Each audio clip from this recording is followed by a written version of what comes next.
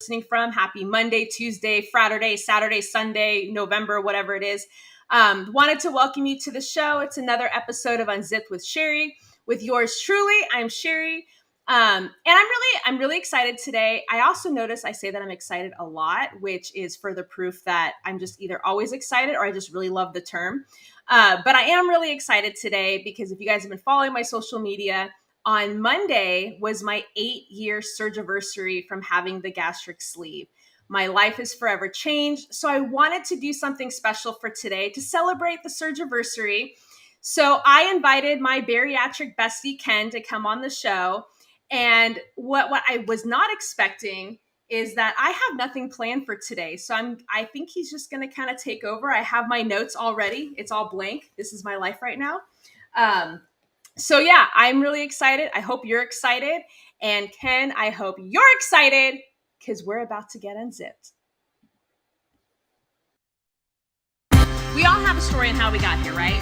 So for me, I used to be over 350 pounds until one day I made the single decision that I wanted change. Weight loss surgery has saved my life, and now I am here for you. I want to hear your story.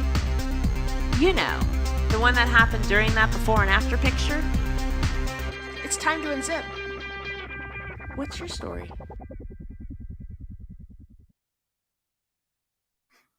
I am here for you. I don't know why that line gets me every time, but it does.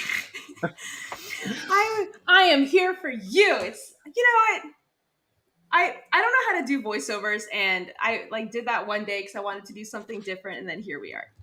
No, it's really good. No. That's not a critique on it. It just it does something to me that I don't fully understand. Like it makes me laugh, and I don't know why. You know, and I think what it is too is because that word is so out of place. Like everything is so like monotonous, or like it has some personality, and it goes, "I am here for you." Like I'm like yelling at the person who's listening. Right. That's probably what it is. That's probably what it is. I think you nailed it. Actually, I'll have to give it another listen because like I only hear it when I'm on here, and it's just like I don't know. It just tickles my funny bone. I fucking love that. How are you today? I am so good. So happy sleeveversary. Am I pronouncing that correct? I think so. I don't know who coined the term, but Surgiversary? I love a really good pun. Personally, I am. Oh, sure. I am a fan of puns, but yeah, thank you so much. My pleasure. My pleasure. So, so this is like the third time I've been on. I think I hold the record for the most unzipped episodes. This is number 4. Oh, I've been on 4 times? Really? Yeah. Yeah. Oh, I definitely have the record then. I mean, technically you were on with Bobby, but like you were still on. I count that as a half. Honestly. All right, so you've been 2.5 times. This is now 3.5 times. 3.5 times. Yes. So I wanted to do something different because I feel like I've been on here enough and talked about myself enough to where it's like, who cares, right? At least that's how I feel. I wanted to talk about, well, thank you. I know you're here for me. I get that. I wanted to, so like I listen to a lot of podcasts and I listen to a lot of interviews, and I noticed something recently. Like, you never really get to know the person that's doing the interview. Like you get a little bit like when you're relating to stuff and you and I talk and we're friends and stuff like that. But like there was a podcast I listened to recently where they started talking about their own personal thing. And I was like, that'd be fantastic. That'd be interesting. So I'm going to flip the table. I'm going to take over and I'm going to interview you today. And I hope that you're ready because I have many, many questions, as I'm sure the rest of the world does. And we're going to talk about you today. So congratulations. Welcome to Unzipped. What's your story? Are you here for me? I'm here for you. Well, I can tell you that Ken told me, I think a day or two ago, that he was taking over the show today and he was flipping the script and he was going to interview me. And I told him that I don't know how I feel about that because I am extremely awkward and shy, and I love being able to ask the questions, and I like to put everyone else in the hot seat because it takes the pressure off of me. And I think you said, and I quote, like, get over it. Yeah, no, seriously, get over it. Like this, like the person asking the questions, they have the hard part. Like I'm just gonna ask you, and you just answer honestly. I think I have the harder problem, is what I'm trying to say. See, isn't that funny? I think asking the questions is so much easier Oh God, for no. me. Like I can have like, and like as we've proven, every show I've done, I have lists and lists of questions. I want to know like everything there is to know. So for me, it becomes so organic, and maybe it's Mhm. because I've spent my whole life being places, and people just automatically tell me their life story everywhere I go. Like even It's so this, true. It's very true. it's crazy. I went to the chiropractor this morning, and you're face down in this little like face hole or whatever, and she did not stop talking, and she was telling me like her whole entire life story, and I'm like, I'm only here for 5 minutes, like what is happening?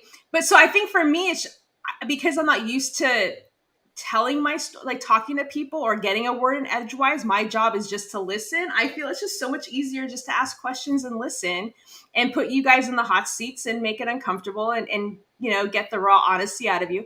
I didn't I Well, we're not doing that today because we've done that many, many times. So we're gonna flip the. I'm flipping the table. I'm flipping the figurative table right now, and we're gonna Okay. talk to you about you. So 8 years. How does it Yes. feel? How does it feel to be here at this point 8 years later? I can tell you, I don't know if it's the same for you, but there are some days where it feels like it was 20 years ago. Like there's certain Sure. pictures you look at and you're like, God, that seems like so long ago.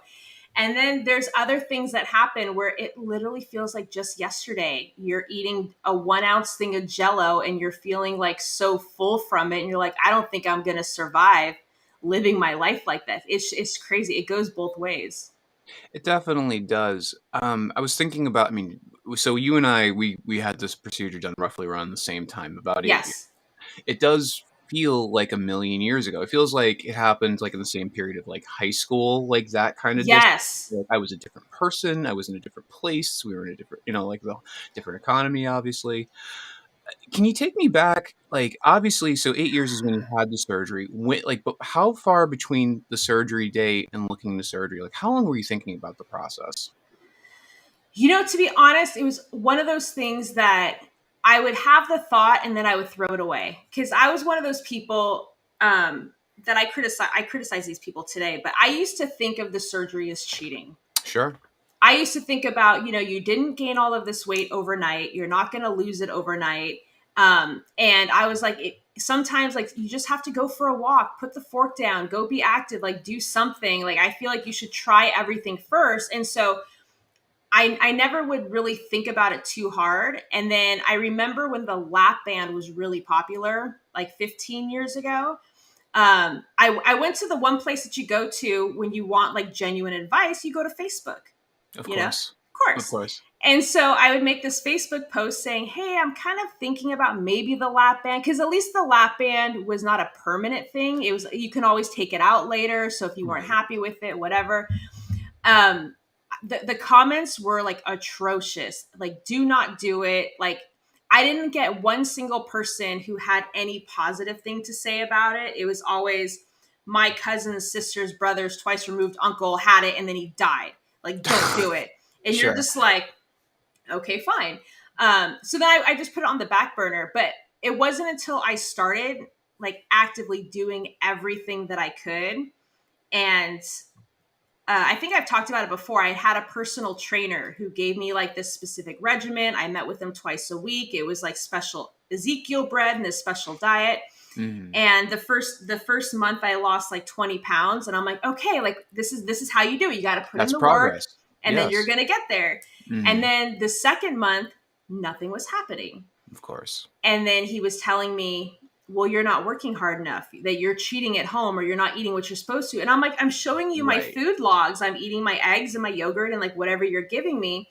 And he's like, well, something else is wrong with you then. Cause he's like, your thyroid is off. Oh, And yes, yes, of course. The thing that you can absolutely check real quick, the yes. thyroid. Yes, absolutely. And why isn't everybody when you're overweight, everybody always assumes that your thyroid is gone or like your thyroid is bad?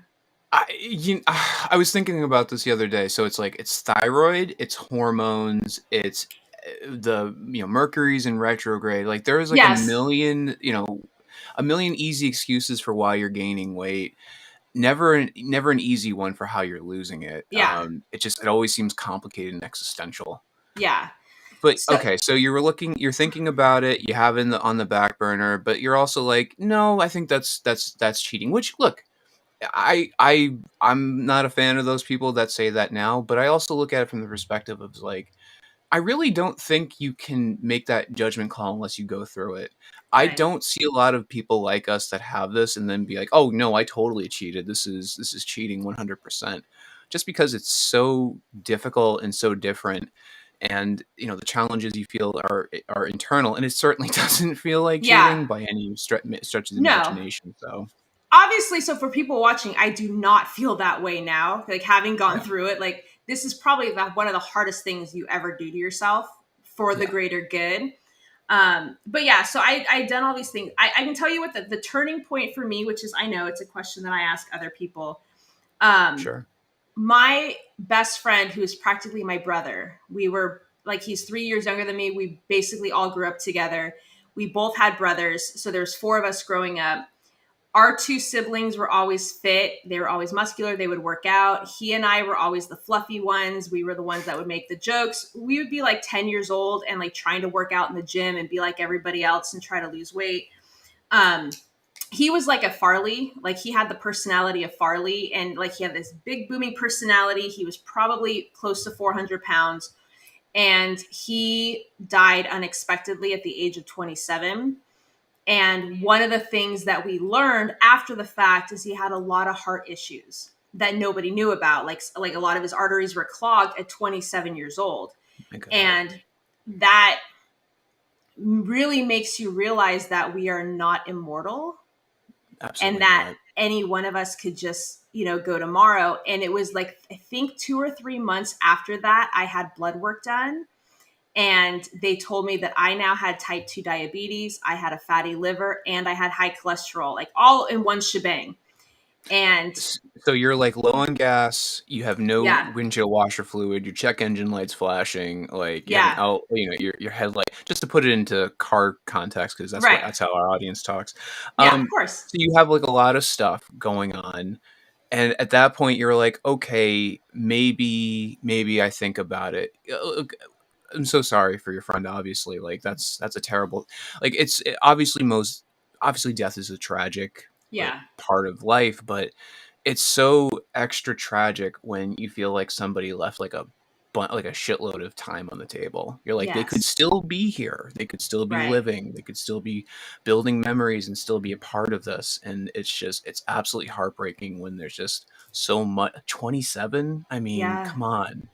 That's so stinking young. And like out of the blue, like there was no warning, like even like if you have somebody, and I've lost a lot of people to cancer in my life, and like Sure. and with cancer you can mentally prepare yourself for the inevitable as much as you want. It still sucks when the time comes and you Oh, have no to, doubt. it doesn't make it easier. But when somebody's that young and had like their entire life ahead of them, Yeah. and some, there could be whispers in the room like, it didn't have to be this way, or if only he did this and this, and you're like, yeah, but when you're living in the middle of it, you don't realize, like, when you're young in your 20s, you think that you're unbreakable. Of course. Oh my god, 27? I felt Yeah, indestructible. Like really to a very stupid degree. And why yeah, why would you think otherwise? You've eaten as much as you wanted. Had you're drinking, you're doing all kinds of stuff. Like why wouldn't you think that this thing just lasts? That the older right, people, they just they're painting a picture that's just not, that's just them. That's not yeah, you.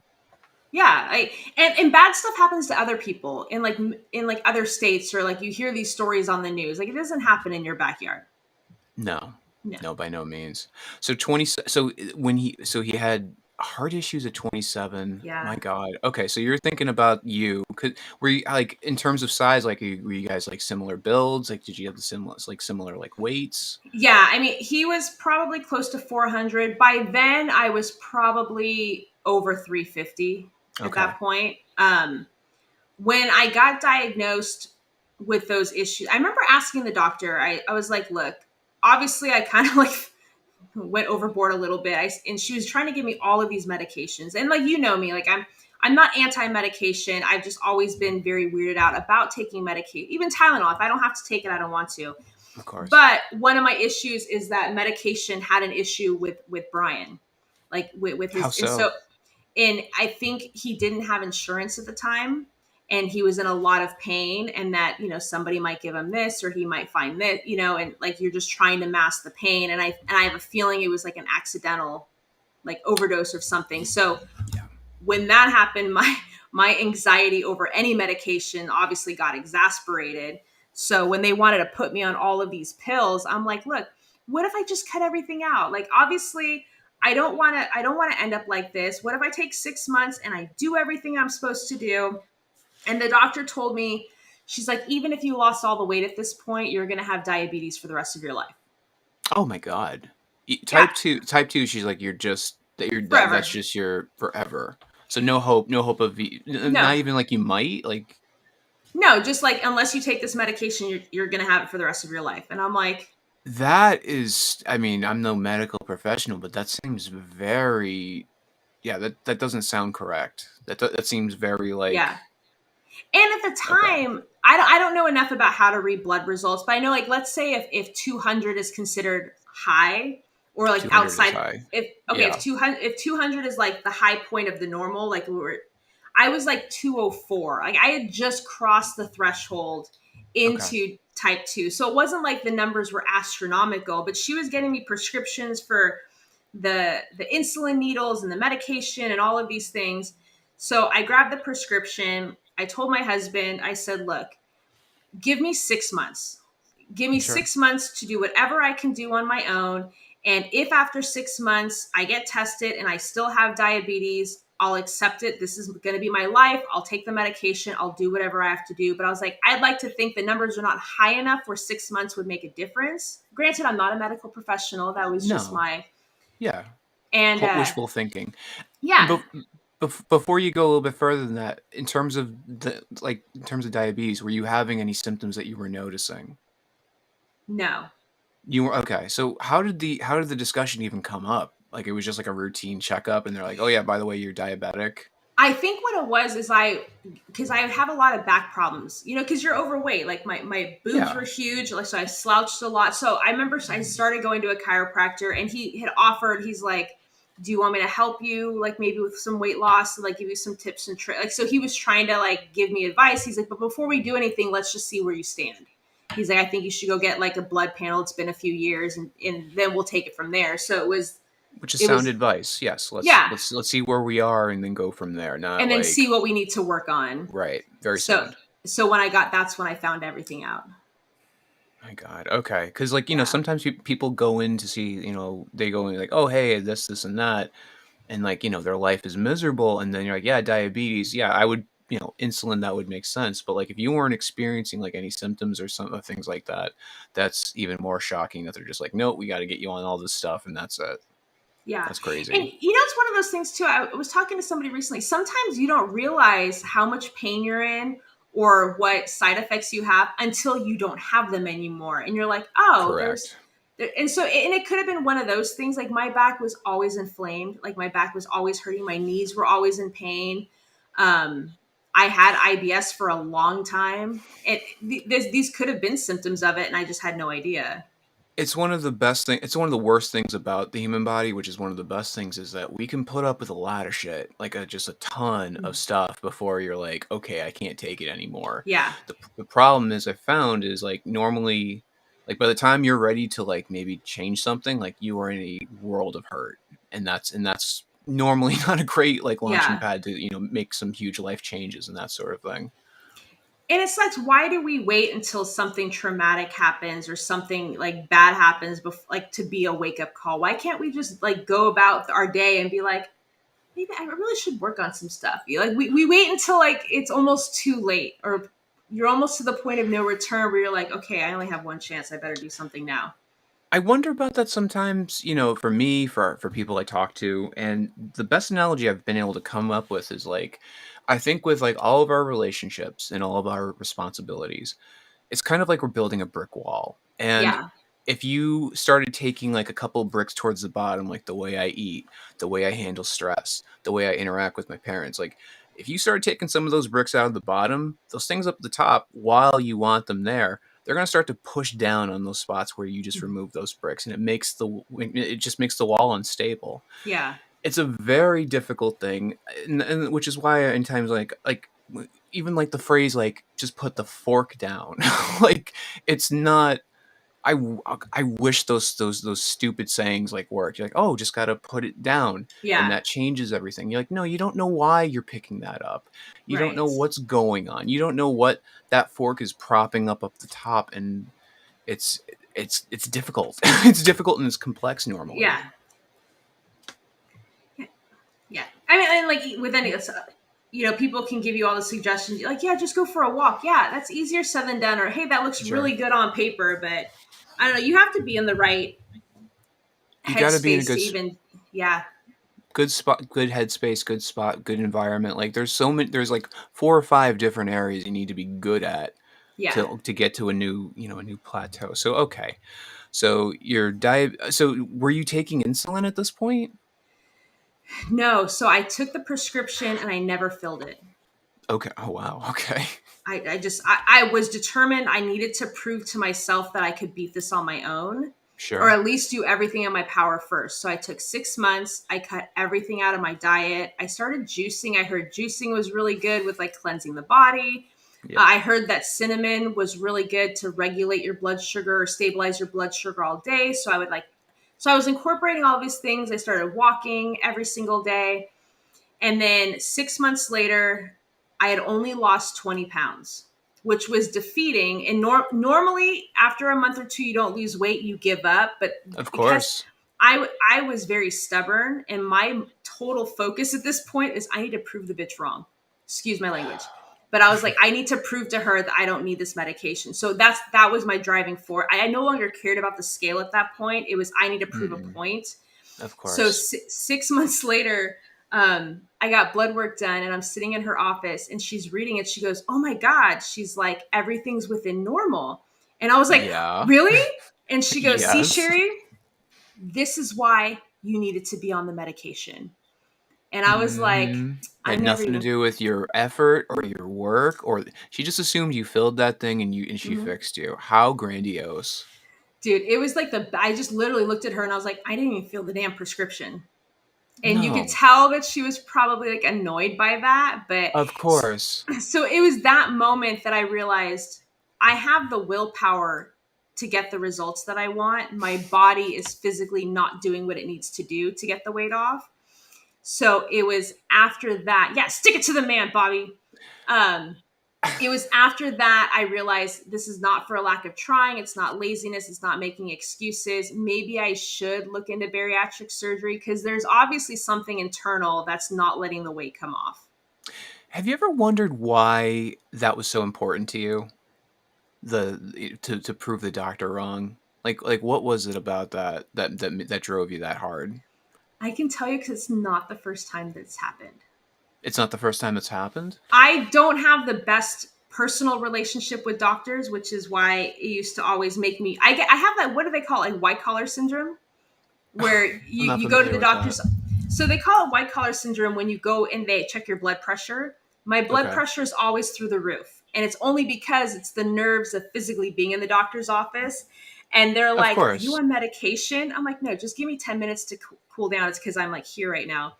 But Okay. I remember like being, I think I was 18 years old, and my knees were always in pain. Like I was struggling, and I wasn't 300 pounds. I was probably, yeah, white coat syndrome. I White wasn't coat one of those syndrome. people that I wasn't 300 pounds. I was probably like 200 something pounds at 18. I don't know, maybe Okay. 220. But my knees were always hurting, and I'm like, this isn't normal. Like I'm still young. I want to be active. And I Mhm. remember going to a doctor to have them like look at my knees and my back, and he said, "Well, you're fat." And I was Right. like, Sure. Did you write it so down on a paper, or did you like you're just like yeah, you're can you fat, like obviously? give me a flashcard? He's just like, "You're fat." Uh, so Not with so not I PH, but FAT. yeah, you don't even get the pH right now. No, okay. But I was as a teenager, I was very sensitive. Like I was a Of very emotional course. teenager. So I started crying in his office because I was like, "You hurt my feelings." And Dude, he I'm goes, not a "What?" teenager. If someone called me fat, I would start to cry. What are you talking about? Well, now I feel like I just punch him in the face and be like, um, Yeah. so I literally walked out of the doctor's office that day Jenny, you're killing with me. Sorry, Genesis. The reason my toothache is because you're overweight. He's like, yeah, no, Yeah, that because checks you're out. fat. That's why Yeah, your you tooth use them hurts. too much. Yeah, Put the fork down, fat ass. That's what put the it is. fork down. Oh, great. So he gave me a prescription for Vicodin to take care of the pain. And Nice. then he gave me Prozac because clearly I'm depressed. Right. And so after a few months, I'm like, no, I'm not depressed. You hurt my feelings. That's why I was like, so then that was like another one of those things where I had to prove this doctor wrong. I'm not really depressed. So eventually I was able to wean off of it. So I've always had these instances. And my favorite was, and I think I told you this, when I had my nervous breakdown years ago, and the psychiatrist puts you on Prozac and Ativan and all these medications. And at the time I was like, at this point, just give me whatever I need to do to get on the other side of this. And after a while, when your body adjusts and you feel better, I told him, I said, I'd like to start weaning off. I know what caused this whole issue. Get me off this shit. Of course. And he said, well, if I take you off the medication, you're going to have panic attacks for the rest of your life. And I'm like, Maybe. maybe, but give me a Maybe. chance to. So I think that's where a lot of that stubbornness comes from. It's not the first Sure. time I've had a doctor tell me, do what I say or you're not going to function. And I'm like, no, F that. I'm going to prove you wrong. So you're a little skeptical, but to be fair, I mean, like when you're going to a doctor and they're giving you like a prescription, or they're giving you a diagnosis, they're doing it to the Sheri that walked in the door. They're not giving it to the Right. Sheri that walked out and be like, I'm going to prove you wrong. Right. just for the record. Right. Okay. Like I said, I'm very stubborn. And I think I just told you this the other day. I've been going to the chiropractor because my back went out and I've been in a lot of pain. And so he wouldn't give me anything to do. Like he wouldn't give me exercises yet or stretches because he said, we need to get the inflammation down. We need to like work on certain things first. And finally last week I went in there and I said, look, you don't know me yet. You're going to get to know me very well over the next couple of months, but I'm extremely fucking stubborn. So you either give me an exercise to start doing at home because I'm letting you know I'm going to start doing shit anyway. So I might as well be doing what I'm supposed to be doing and not make it worse. And then like he laughed and gave me some stretches finally, but it's like, no, I can't just sit around and wait for pills or other things to just make it better. I'm happy that works. I think like I worry about that mentality sometimes because it does seem like a little, like extreme. I think it's like on the same pole as like if you were just like, no, just give me a pill and I'll be fine. You know, like I hope in time, I mean, even though it seems to be working for you, you can like, find like a happy medium between the two, you know what I mean? Because like one doesn't always work versus the other. Balance has never been it's usually go big or go home. I think you're amongst friends there. I think we're very unbalanced people trying to just like just sliding back and forth constantly. Yeah. I don't know. I think like growing up, I've been told no so many times or told that I can't do something that I just adopted this mindset that even if I didn't really have much of a desire to do it, I have to do it now just to prove a point. I do get that. No, I do get that. I mean, having a chip on your shoulder is a very powerful motivator indeed. Oh yeah. Because it gives someone, because it's not you versus you. Like it gives you a break. It gives you a villain. And I think that's part of the human condition is like having like an enemy we all attack like simultaneously. For some reason, that flips a switch in our reptilian brain to be like, I need to attack this and I need to do this for the because otherwise they win and I don't want them to win. I have white coat syndrome. I don't want that. Yeah. Did you grow up around boys? Jenna asks. Hi, Jenna. By the way. Hi, Jenna. You're killing me today. She's so cute. Which I think Jenna just got her surgery date today. Oh, you got your congratulations. Congratulations. Yeah. Wow, that's so cool. Yeah, I think she said November 8th, I think. I'm not gonna look at my phone right now, but she just got her date just this morning. So yay for Jenna. Oh my god. So exciting. But so to answer your question, I was a tomboy through and through growing up. Okay. There was no girls in my neighborhood. It was just boys. So we played football. We played baseball. It was sport. I had Barbies, but Barbies hung out with, Michelangelo and Leonardo and G.I. Joe. And, that's what they did. That was their party. I get that. No judgment there. Yeah. No judgment there at all. Okay, You're so judging. I'm not judging. Oh, well, no. Okay, so like, obviously, my name is Ken, and like the Ken the Barbie thing, like that was just an easy. Like if you walked in a room, that was just low hanging fruit for any bully or douchebag, or so. I'm always like, Yeah. I try to stay away, but Isn't that no funny? big I don't deal. think I know it's not about you today apparently because I'm in the hot It's seat. not. It's But I do really not. okay. But I do have a question though. Did people ever make fun of Ken or like compare you to like Ken and Barbie like growing up? They would, yeah, but it wouldn't be clever. They'd be like, "Oh, hey Ken, where's Barbie?" Chuckle, chuckle, chuckle, and then you have to be Oh. like, "Wow, that's awesome, dude! Fantastic burn. What's your name, Jeff?" Okay, there's no Jeff. There's no famous Jeff. I have no retort. Your I name is can't so even do stupid anything. and boring. I can't even make fun of you. It's So so boring. did you ever watch wrestling as a kid? Of course, yeah. Okay. So I was obsessed with WWF when I was a kid. Like Ultimate Warrior like was my favorite character. And Right. I think Randy Macho Man had a girlfriend on the show and her name was Scary Sherry. That's right. Yep. And And she was I not got that. scary. And She was she was not not. scary at all. She was like this No, leather clad badass. she was good. Yeah, But she was great. yeah, there was a lot of Scary Sherry in elementary school for sure. That's worse because it rhymes, so it sticks Yeah. better. It Yeah. means And then people nothing. just remember that. You're like, Scary Sherry, and then everyone chuckles. You're like, oh, we don't know why we call her that. It just rhymes. That's our infatuation with rhyming words. Anyways, back to you, Yes. Scary Sherry. Um, okay, so we're diabetic. We're fighting Yes. the doctors. We're Yep. losing weight on our own. Okay, so how does bariatrics come back up after losing 20 pounds after 6 months? How's it come Uh, back on the table? I had finally gotten insurance, and I remember just like going through the list of like what it covers, and at the very very bottom it said bariatric surgery, and Hmm. I didn't know what bariatric. I had heard the term before. I was like, "What's bariatric surgery? Why was it so specifically listed on its own?" And when I googled it, it was like gastric bypass. I'm like, "Oh, like that weight loss surgery?" Because it was Yep. becoming more. It still existed back then, but not everybody was doing it as often as they were now. The lap band was still more popular at the time. Yes, yes, it was. Yeah. No offense to people that have the lap band, but like, No. I've talked to enough people that have had it removed. Even the reasoning for it, like, it's like wanting to jump in a pool but wearing a wetsuit so you don't get dry, so you don't get wet. Right. It's just like you're like, I want to be able to lose weight. Then once the weight's off, I want that sucker to pull out because reasons. I have such I want to say mixed, but it's Yeah. bad. Like I have bad feelings about it. I one of the worst things that I remember I did Weight Watchers and I was thinking about doing that as well. And the head Weight Watcher lady, I almost said the teacher was like, you know how many people here are Weight Watchers with the lap band? And I was like, that's a shitty thing to say. Like even if Yeah. it's true, you're like, what's that even?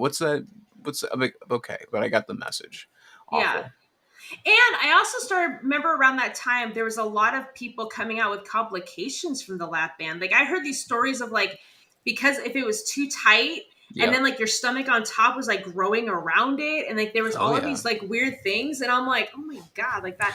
And then people who had it removed, like if they got pregnant and then had it removed, or they were just tired of having it and then gained it all back like literally overnight. And I'm like, did it really solve the problem then? Well, it's the way that works is restriction, which is one component of gastric bypass and gastric sleep, but that's only a slight part of it. Right. The other major condition that people don't ever talk about with band is when you go up in an airplane. So like you have fluids and pressures. When you go up, that thing gets tighter internally. So just imagine that thing just adjusting on you as you're going up in an airplane, and no one's explained how pressure works. It's an absolute nightmare. Okay, that would totally freak me out. Yeah, or scuba diving, same deal. Like Yeah. it's just basic physics, and it rocks you, and it's one of the main reasons people cite like get this sucker out of me because I just don't know it's unpredictable sometimes. Yeah. And like granted, like the sleeve and the bypass, they're very, extensive surgeries. Sure, But I felt like the lap band was in a league of its own because you're putting a foreign object into your correct. body. And then And having you have a port sticking out of you, that's just yes. it's just you're basically a cyborg, which At the surface, it sounds cool because it is a temporary thing, Yeah. but having like a medical device live inside of you where you don't necessarily need it to live, Right. it's terrible. Yeah. So when it said that it covered bariatric surgery, then I kind of like made the first consultation just to ask questions. I'm like, I'm not signing the dotted Yeah, line. I just want sure. to know what it entails. Um, and after the consultation, I got excited like at all the possibilities, and I'm like, okay, sign me up. And at the time, my insurance didn't cover that facility. Yeah. And I'm like, oh, okay. Well, long story short, because I've talked about this before, but it took me three months to find the doctor and the hospital that were both covered under the insurance. And I think it was kind of like that mentality with the doctor situation is now I'm being told I technically can't have something after I kind of just slightly made the decision I wanted it. But now that I can't have it now, made me want it even more and maybe become stubborn. I was like, now I have to prove that I can make this happen. As I'm saying, like it's That, sometimes it's like all or nothing, but yeah, that I have it and it's mine and I deserve it, and right. I'm not letting go until I have it. I told. Can I ask, what about that initial first meeting like made you excited? Do you remember? I don't remember specifically. It was that I think it was when I heard like the kind of complication that you can have wasn't nearly as bad as I had heard, like had in my head. Obviously, they say death Sure. is an option or whatever, but Yeah. I think it was more like the different ailments that because it was like one of those group consultations, so it was like multiple people. Yes, of course. So there was like, so I was I'm more of a listener. So I was just kind of like watching the room while everyone else was asking questions. And when I was Okay. hearing the people who had diabetes and were on these medications, and they were told that it can reverse diabetes, and that like they were talking about all these different ailments that it can help with. People who had sleep apnea, they're saying it can help with your sleep apnea, or like, and I'm like, wow, like there's like a lot of health benefits. But as they were talking, and you see some of the visuals or the pictures, again, we talk about it. You see these like before and after pictures, and I kind of like I've never seen myself as skinny, so I had nothing to compare it to. Right. But I kind of like would try to visualize what that would look like, and then I started to kind of get excited at the possibility. That I don't yeah, know. no, I hear what you. So like what would you do? Would you Google like, 5'6", 170 pounds and see like what kind of girl that like what kind of body that would look like? Because I used to do that crap all the time. I'm gonna tell you exactly what I did. Please. I'm embarrassed. I'm gonna admit it because we're just amongst us, Yeah, friends or whatever. we're friends here. Yeah. So I made my vision board, and because I didn't know what to compare it to, my goddess growing up in high school was Tiffany Amber Thiessen, Kelly Oh, Kapowski from sure. Saved by the Bell. You don't have to explain who that is. Everyone knows who Well, that is. I don't know if you knew who that was. I know Um, who that is. okay, but she was my goddess, and I loved her because she had a round face. She wasn't stick skinny. She was very curvy, but she was drop dead gorgeous. So Yeah. I may or may not have hypothetically cut a picture of her in a bathing suit, and then put a picture of my head on top of it Oh no, so no, that no! I You can didn't. see. You didn't put your head on. No, I put really? my Oh yeah, I Why? know Why because would you do that? because I figured that of all people we might have similar body types, So Sure. I wanted to know what I would look like in a bathing suit. So I had a really hot picture of her in a bathing suit, and I put my head on it. You know what? It's funny. I want to be like, why? But you just reminded me something about myself that I'm not even comfortable with. So like, I'm a Tell me. graphic designer. No, no, no. So like, I don't need scissors to do that. I just open up Photoshop. I Oh, 100% did something similar, and I was like, this is what I would look like in a normal body, and it looks a little weird because I couldn't fix my face because my face was right. 500 pounds alone. So like, Oh no, man. I get what you're saying. Now, Okay. and a part of me wishes that we were friends back then because I'd be like, here's a bunch of images of like cartwheels and activities. And I'm like, can you just put my head on all these things? Like, that would be Yeah. amazing. But no, I had like a magazine picture and I, cut it out. But you had no problem finding like a model to be like, oh, this is where I'm going. I feel like a lot of people that get into this that are on the extreme side, they can't even fathom it. Yeah. I definitely was in that camp because I'm like trying to figure. I'm like, what am I working towards? And I'm like, Yeah. I don't see anybody my size that got to a size that looks natural or normal or Right. whatever. And like you can relate, like you've never been there. Like you have nothing to compare it to. It's not like you can go back to your I see what you're are you reading the comments? I am. I'm sorry. I'm very distractible. You're fine. Oh, look at the kitty. Because that's not healthy. That's not a healthy thing to do. No, I get it. I'm the same way though, but because when you were talking, I was reading it. So Jenna had written, "Why isn't Ken photoshopping everyone to a face-off version?" Like, I think that's an amazing idea. Like, it's not healthy. It's not. No. Okay. Here's the thing. I love the idea, but I can see how it's not realistic because there's no way that we know what we're gonna look like. No. Yeah. No. And yeah, no. Like, no. Like the only reason I'm not, I feel like there's 12 reasons they're like trying to like get through a door, and none of them can just like, no, I like it's just bad. It's a bad thing to do. Let's just stop. No, but I wish that would have been cool to have a whole board of myself photoshopped and doing all of these different positions, like doing a cartwheel, and it's in my. I'm pretty good, to be fair. She says depends on how good he is. I'm pretty good, so like. No, he's pretty good. I'm pretty good. Yeah. Anywho. Oh, because that reminds me, Jenna. Like, so what was it like 2 months ago or something like that? I was competing in that Maxim contest. Yeah. Mm-hmm. And I was saying, like, you know, I knew I had no chance of winning, but I wanted to get myself in the mindset. So Ken was really cool. He made kind of like this mock magazine cover for Maxim, and he put my picture on there to kind of give me like this visualization of what it would actually look like had I won or been on a magazine cover. So yes, you are very talented.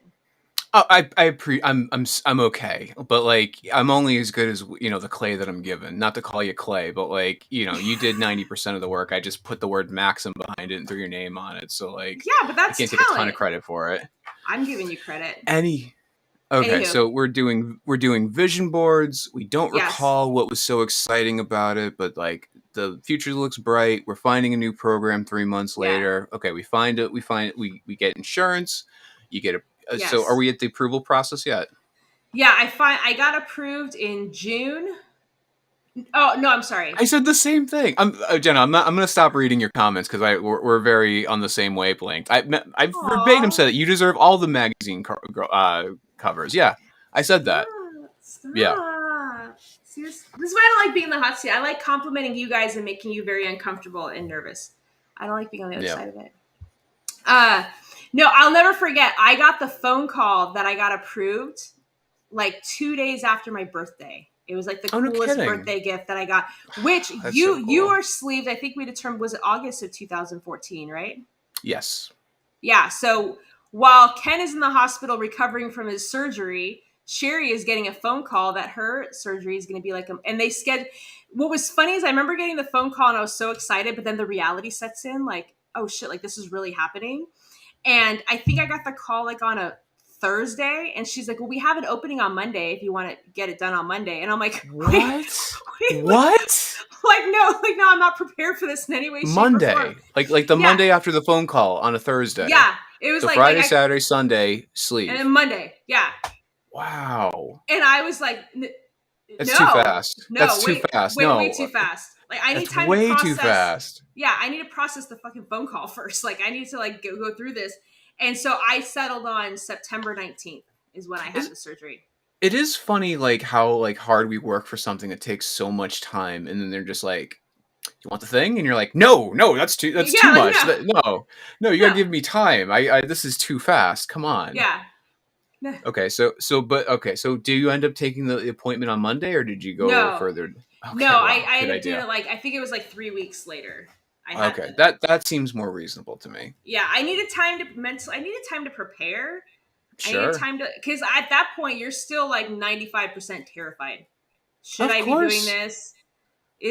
Could I have done anything more first on my own? Like, am I going very dry? What happens if I die trying to lose a couple of pounds? Like, would it have been worth it? Am I going to be another statist? I mean, so much shit goes through your head. Of course. Oh yeah, no. You go from like when you don't have it on your lap, you're like, that's not going to be me. I'm going to do well. I'm going to thrive. Then they're like, you want your surgery? I'm going to die. I'm going to get sick. I'm killing myself way too early. I could have done this with like regular people. Like it's very funny, the flip. Like literally an instant flip. Yeah, And no disrespect there, because we, with the exception of maybe like two people I've talked to, like that's pretty typical.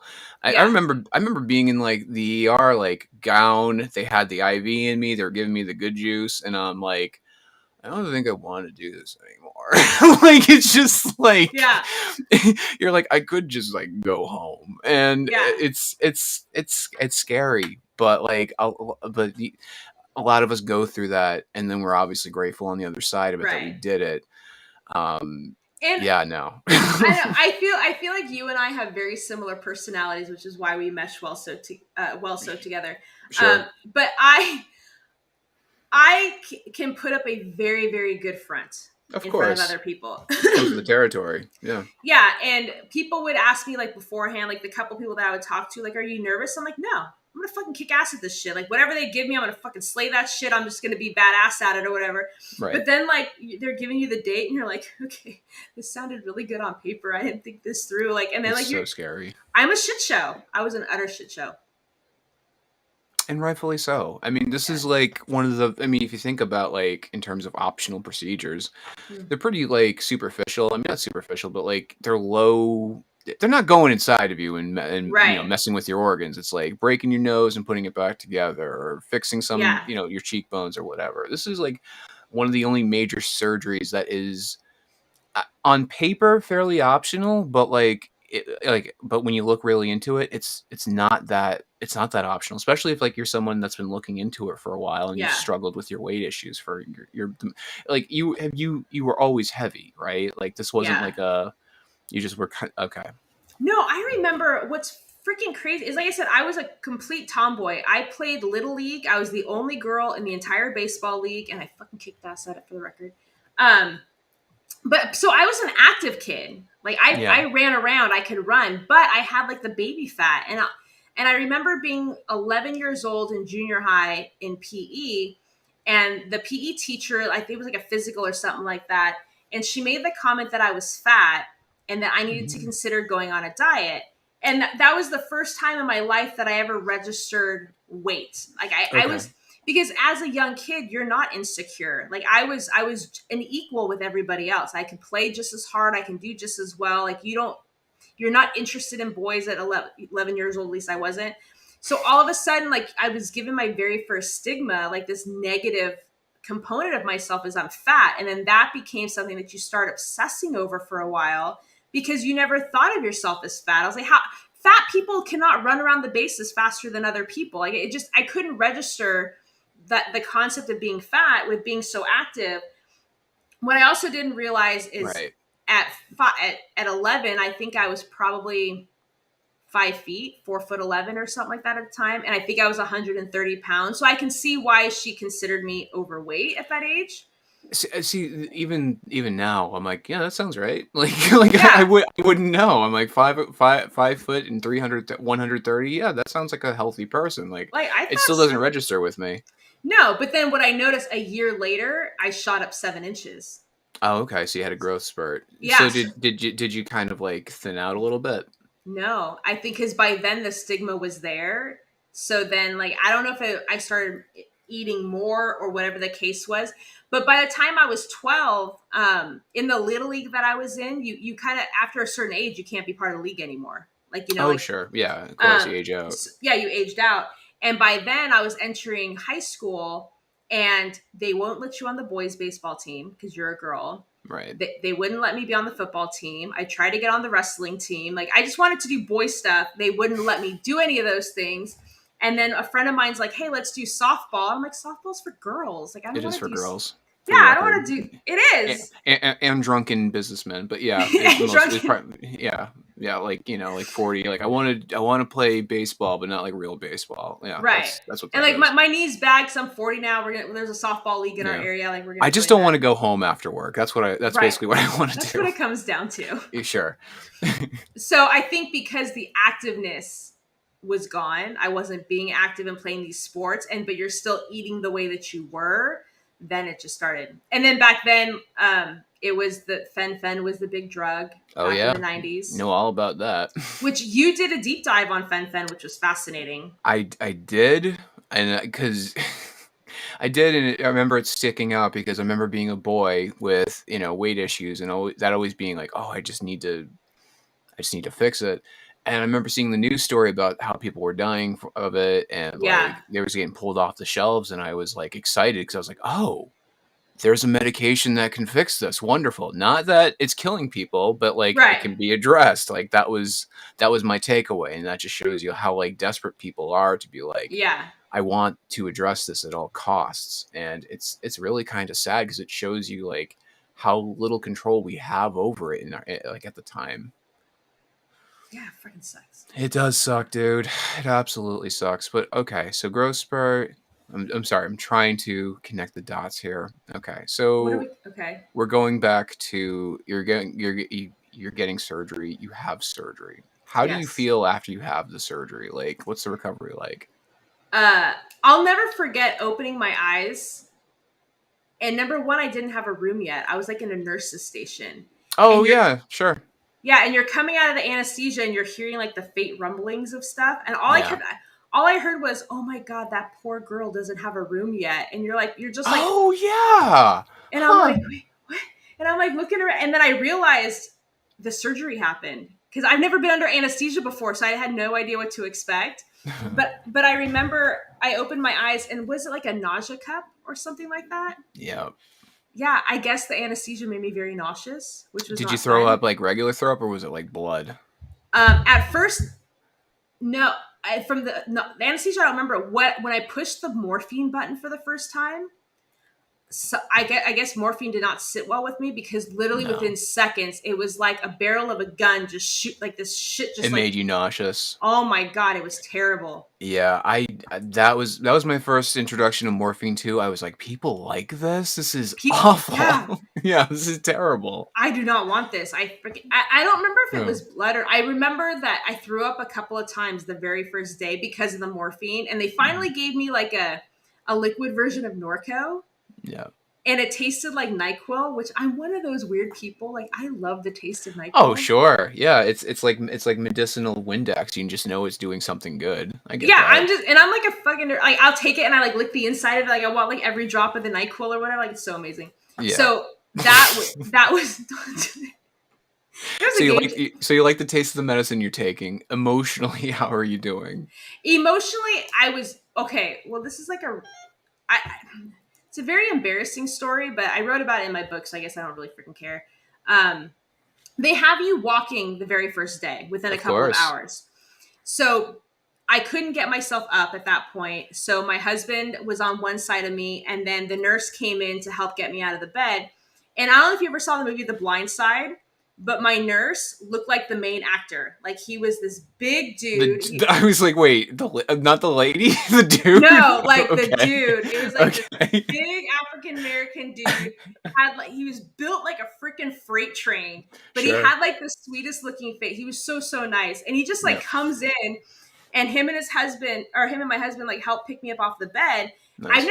I've never had a catheter before. That was like the weirdest feeling in the world. They catheterized you? Yeah, I guess because they knocked me out. I don't know. You Oh didn't my have God. a catheter? Fuck no. No way.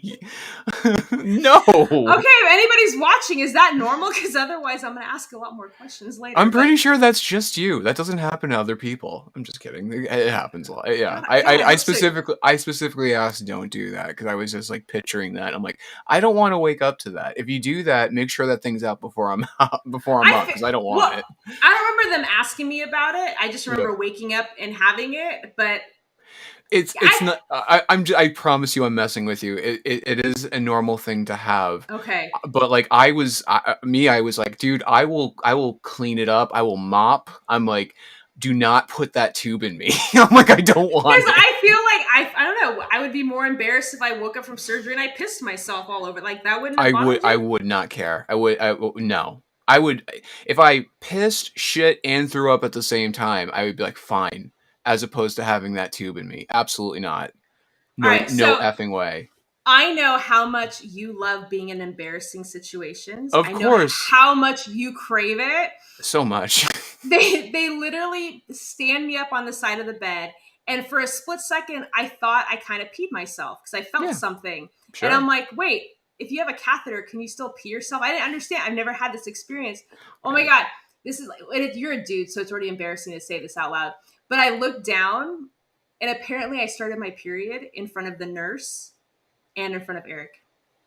Wow, that's cool. That's a cool story. I know you're really jealous right now. Like, so when you asked me, what God, I wish I could have gotten my period in front of a bunch of people too. Damn, I'm so jealous. Oh my God. I feel like I would have rather pissed myself at this point. No, that's embarrassing. Yeah, no, I could see how that would be embarrassing. I mean, that wouldn't bother. I mean, yeah, whatever. It's what she does. like, yeah, just no, happens. in front of blindside nurse dude, like, no. Nah, honey, not today.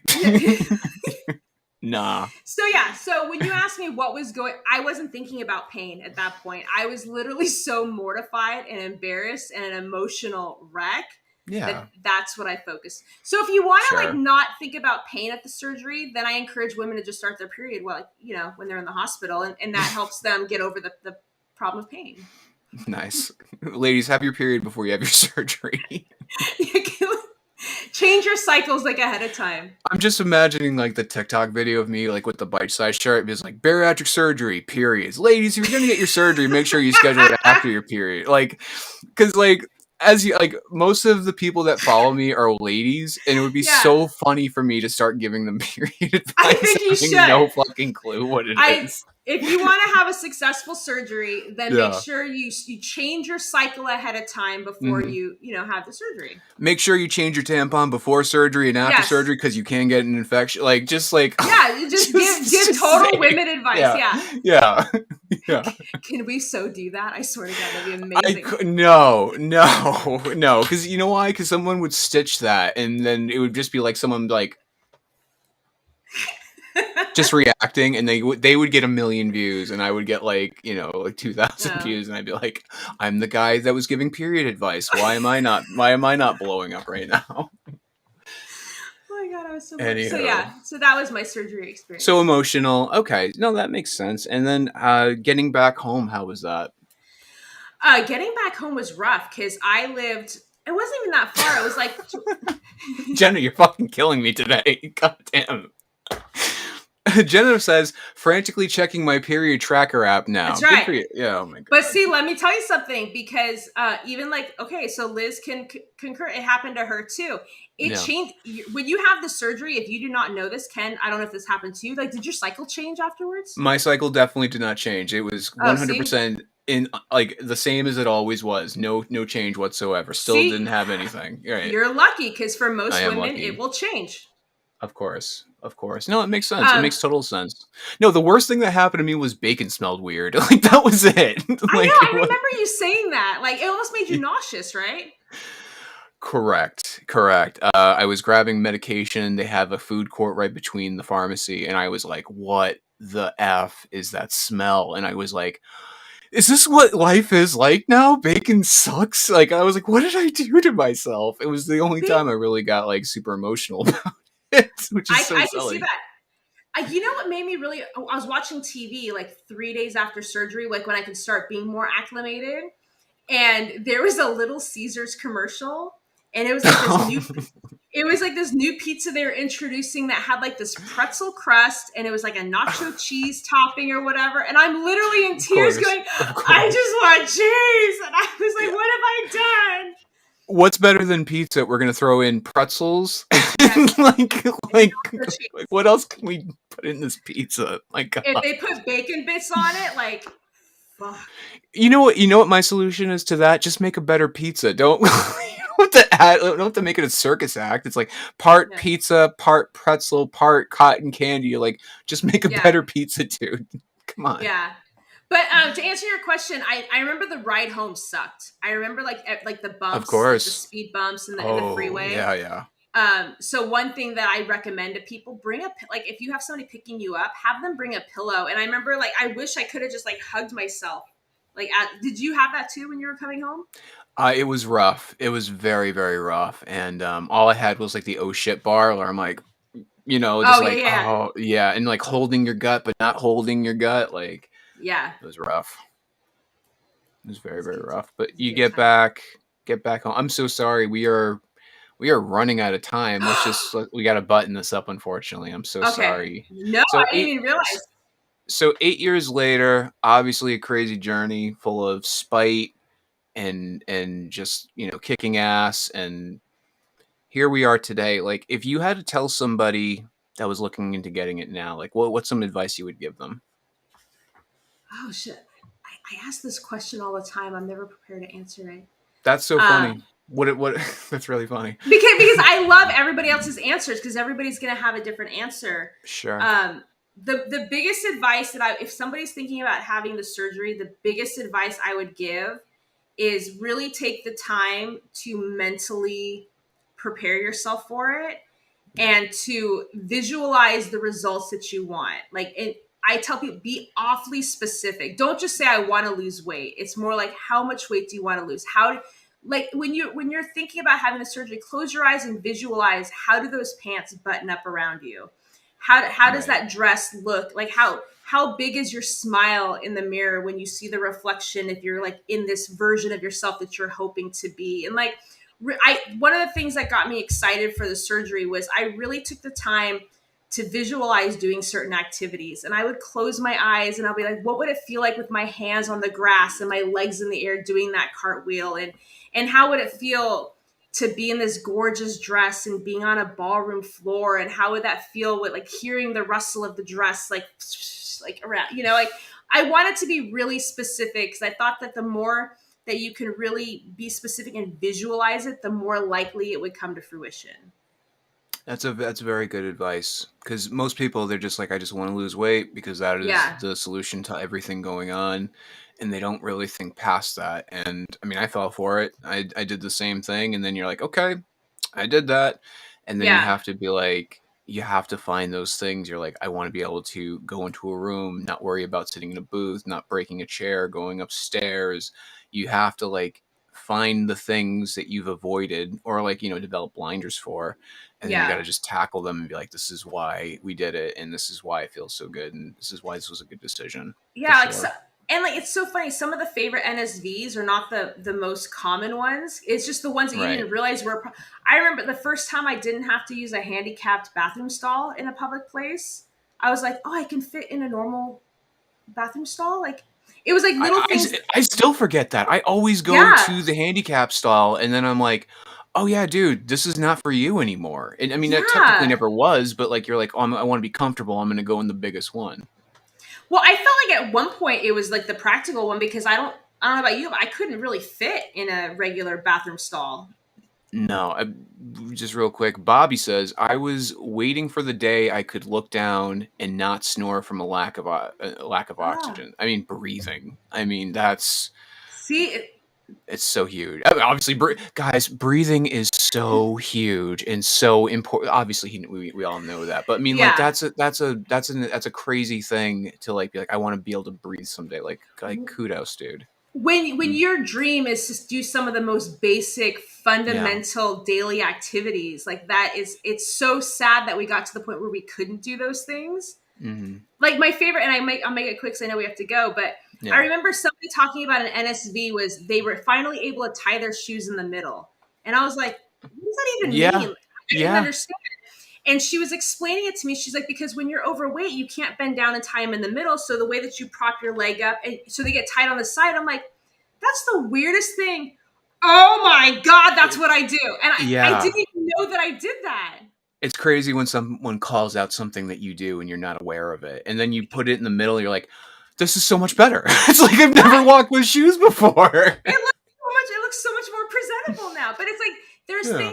there's things that come from the surgery that you didn't even think you needed or you didn't No, think you were going to get excited about until it happens. And I mean, like you can attest to it too. Like this thing is a game changer. it is a game changer. It doesn't do it for you. I mean, like it definitely gets you to a certain point, and then it's up to you to soar with it. It is a game changer if you do choose to play the game. No harm if you Yes. don't. I get that it's not for everybody. Trust me. Like if there was another method, I would have gone that route. Yeah. Not to say that I'm not grateful, but man, this was a bag of cats I was not anticipating, for sure. But you would do it all over again. I definitely would. I think I feel for the people that go through it and have a tough time because I know that they're out there. I talk to them enough to like know that Yeah, they struggle with it. Even when things go right, there are times where they go wrong, and it's tough. I mean, I'm going through a little bit myself with like I have enough coming. I'm getting my extra belly skin removed. I know. I'm so excited. I appreciate that, but like it's hard to it's hard to it's hard to vent. I'm sorry, it's hard to like vent or talk about something that bothers you that's fairly positive, especially something that you're signing up for. I've been struggling with it for a couple of like weeks. It makes me like anxious I know. cuz it feels optional because it is, but it's something I want done. I just wish I felt more positive about it. And it's just a hard thing to I talk about. I think it's gonna come the closer you get to it. I think this is like, just like with the surgery. Like you're in this phase. Like, do I really need it? Maybe I don't really need it. Like maybe I could do something on my own.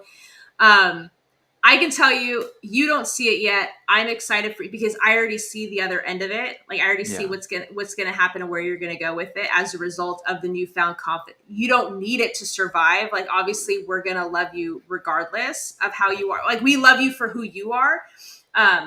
But sometimes when you make an improvement for yourself, the way that you feel and how it makes you feel better, that just exudes outwards into like different ways. But I'll tell you this, and like Ken knows this, but I did look into getting skin removal surgery, and my insurance just got back to me like a day or two ago that I was denied. So there is a part of me that has become very stubborn as a result. And sure. I don't know how, but I have a feeling that because it was like a temporary, like a possibility, but now that I was given the option that I can't have it right now, kind of makes me want it even more. So we'll I see. We'll mean, see.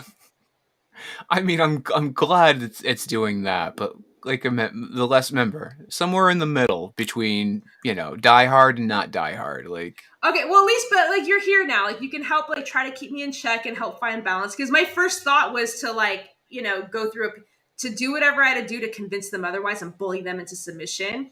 But I'm gonna find a nice healthy medium. But I do think when you're told that you can't have it, the I know, desire to want to pursue it has increased a little bit.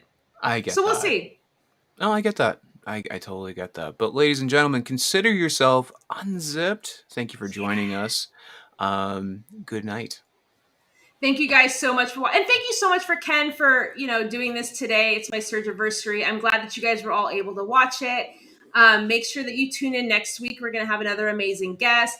You can follow us on Spotify, iTunes, I think Pandora. Like we're all over the place right now. You can watch us live on YouTube and Facebook every Wednesday at noon Pacific Standard Time, 3 p.m. Eastern Standard Time. And you can catch us on all of the different apps on Unzipped with Sheri. And on that note, thank you so much, Ken, for joining me today. I really appreciate you. Thank you so much for having me as always. And you guys have a great day.